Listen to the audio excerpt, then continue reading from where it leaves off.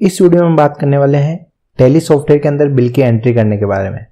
तो ये जो हम बिल देख रहे हैं, तो इस बिल की एंट्री करने वाले हैं आज हमारे टैली सॉफ्टवेयर में। तो हम जीरो से लेके इस बिल की एंट्री को चालू करेंगे।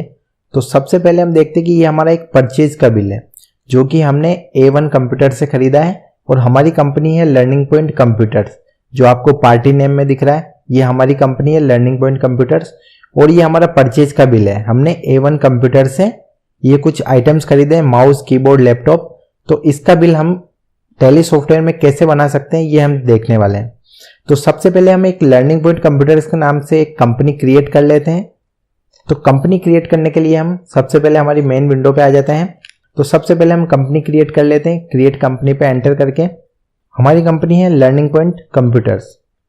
तो यहाँ पे हमने कंपनी का नाम डाल दिया। मेलिंग नेम में लर्निंग पॉइंट कंप्यूटर्स आएगा जिस नाम से हम बिल बनाना चाहते हैं।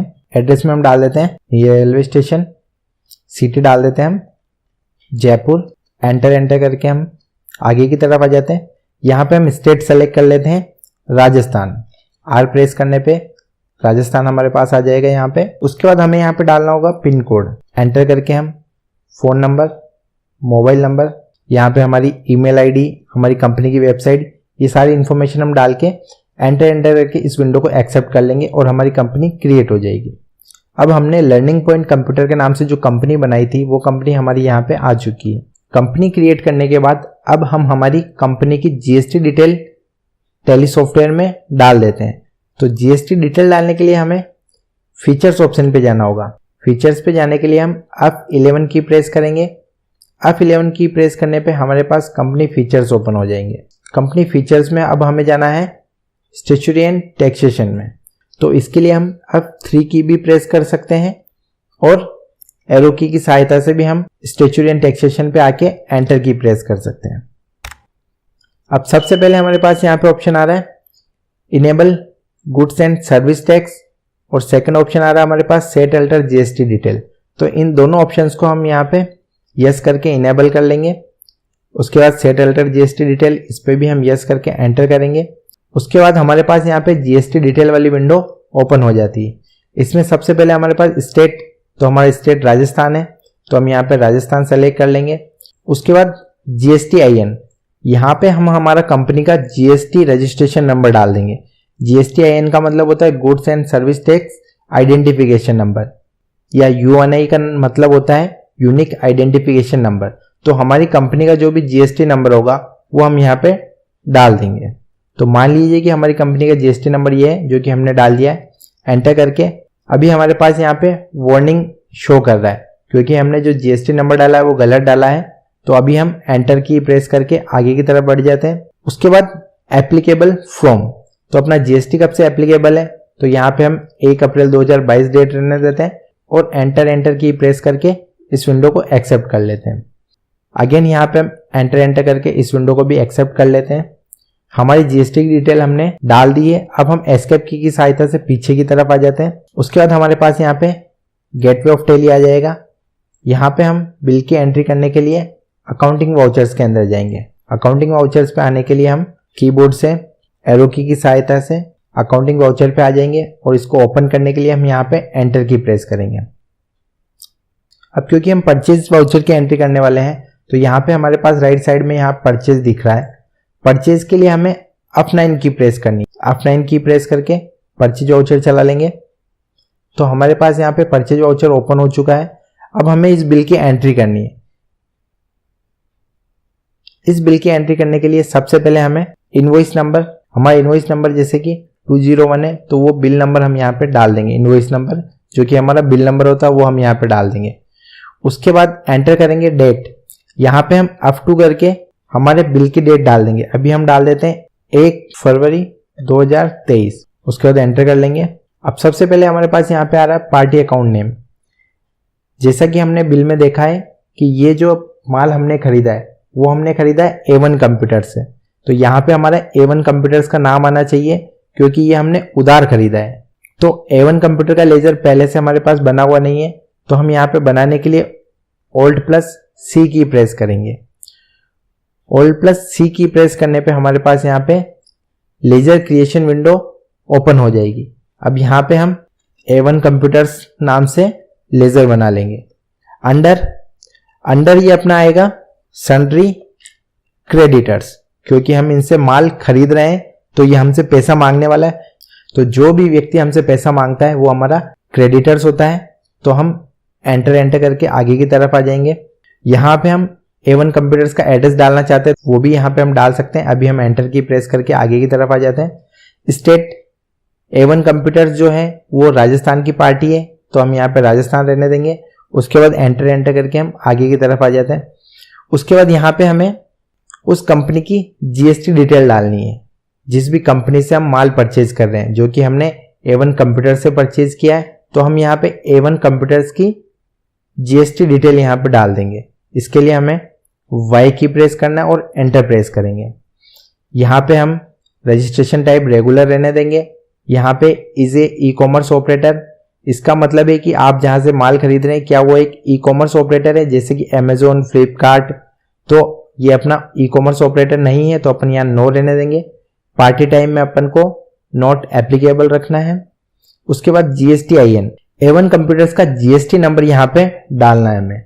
तो एग्जाम्पल के लिए हम एक ही नंबर यहाँ पे डाल लेते हैं। उसके बाद वापस हमें यहाँ पे वार्निंग शो कर रहा है, क्योंकि ये जो नंबर डाला है ये भी हमने गलत ही डाला है, समझने के लिए डाला है जस्ट। तो हम एंटर की प्रेस करके इस विंडो को एक्सेप्ट और क्लोज कर देंगे। उसके बाद एंटर करके हम इस विंडो को भी एक्सेप्ट कर लेंगे। उसके बाद यहाँ पे हमारे पास आता है परचेज लेजर। तो यहाँ पे हमारा परचेज का लेजर भी नहीं बना हुआ है, तो परचेज लेजर बनाने के लिए हम वापस Alt+C की प्रेस करेंगे। यहाँ पे हम टाइप कर देंगे परचेज, एंटर की प्रेस करेंगे। उसके बाद अंडर, तो परचेज लेजर जो होता है वो हमारा परचेज अकाउंट के अंडर आता है, तो हम यहाँ से परचेज अकाउंट को सेलेक्ट कर लेंगे। उसके बाद एंटर करके टाइप्स ऑफ सप्लाई, यहाँ पे हमें सेलेक्ट करना है गुड्स, और एंटर करके हम इस विंडो को एक्सेप्ट कर लेंगे। उसके बाद नेम ऑफ आइटम, क्या आइटम हमने खरीदे हैं, तो हम बिल में देख पा रहे हैं कि सबसे पहले हमने माउस खरीदा है, तो हम यहाँ पे की प्रेस करते हैं।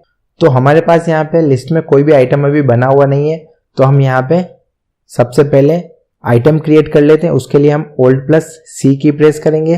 Alt+C की प्रेस करने के बाद स्टॉक आइटम क्रिएशन विंडो यहाँ पे ओपन हो जाएगी। अब हम यहाँ पे माउस टाइप कर देते हैं। उसके बाद यूनिट्स भी हमारी बनी हुई नहीं है, तो यूनिट के लिए भी हम Alt+C की प्रेस करेंगे और यहाँ पे NOS नंबर्स, इसका फॉर्मल नेम हम यहाँ से ले सकते हैं नंबर्स, तो हम यहाँ पे नंबर्स ले लेते हैं और एंटर करके इस विंडो को एक्सेप्ट कर लेंगे। उसके बाद यहाँ से हम माउस पर जो GST एप्लीकेबल होगा वो हम डिटेल यहाँ से डाल देंगे। उसके लिए हमें यहाँ पे यस करना है, एंटर करेंगे। यहाँ पे हम कैलकुलेशन टाइप में ऑन वैल्यू ले लेंगे। उसके बाद यहाँ पे हम टैक्सेबिलिटी में टैक्सेबल ले लेंगे और माउस पे जिस रेट से GST लगता है वो रेट हम यहाँ पे डाल देंगे, जैसे हम 18% यहाँ पे डाल रहे हैं। और उसके बाद एंटर करके हम इस विंडो को एक्सेप्ट कर लेंगे। अब क्वांटिटी हम बिल में देख पा रहे हैं कि हमने 200 माउस खरीदे हैं, तो हम यहाँ पे क्वांटिटी के अंदर 200 डाल देंगे। उसके बाद रेट हम डाल देते हैं 200। उसके बाद एंटर करते हैं, तो आगे हमारे पास ऑटोमेटिक अमाउंट आ जाएगा 40,000 रुपये। 200 माउस हमने 200 के रेट से खरीदे, टोटल 40,000 रुपये, तो वो अमाउंट हमारा यहाँ पे आ गया है। अब हमने इसी के साथ कीबोर्ड भी परचेज किए, तो कीबोर्ड की एंट्री करने के लिए हम एंटर करके आगे वाली लाइन में आ जाते हैं। यहाँ पे भी हमें कीबोर्ड क्रिएट करना होगा, क्योंकि आइटम हमारा बना हुआ नहीं, तो Alt+C की प्रेस करके हम यहाँ पे कीबोर्ड बना लेंगे। उसके बाद यूनिट्स हमारी आ जाएगी नंबर्स। उसके बाद अगेन हमें यहाँ पे कीबोर्ड की GST डिटेल डालनी होगी, तो उसके लिए हम यहाँ पे Y की प्रेस कर देते हैं। उसके बाद यहाँ पे कैलकुलेशन टाइप अपना ऑन वैल्यू, टैक्सेबल 18% और एंटर करके इस विंडो को भी हम एक्सेप्ट कर लेते हैं। अब यहाँ पे हम बिल में देख पा रहे हैं कि हमने 200 कीबोर्ड परचेज किए 300 की रेट से, तो हम यहाँ पे रेट में 300 डाल देते हैं। नंबर्स अपने आप आ गया है और आगे जो टोटल अमाउंट है वो ऑटोमेटिक कैलकुलेट हो चुका है। 60,000 रुपए के कीबोर्ड टोटल हो चुके हैं हमारे। उसके बाद एंटर करके हम आगे वाली लाइन में आ जाते हैं। अब हमने लैपटॉप भी परचेज किया है, तो हमें यहाँ पे लैपटॉप भी क्रिएट करना होगा। Alt+C की प्रेस करके हम यहाँ पे लैपटॉप क्रिएट कर लेंगे। उसके बाद लैपटॉप भी हमारा यूनिट के अंदर नंबर्स आएगा। उसके बाद अगेन हमें यहाँ पे GST की डिटेल डालनी है।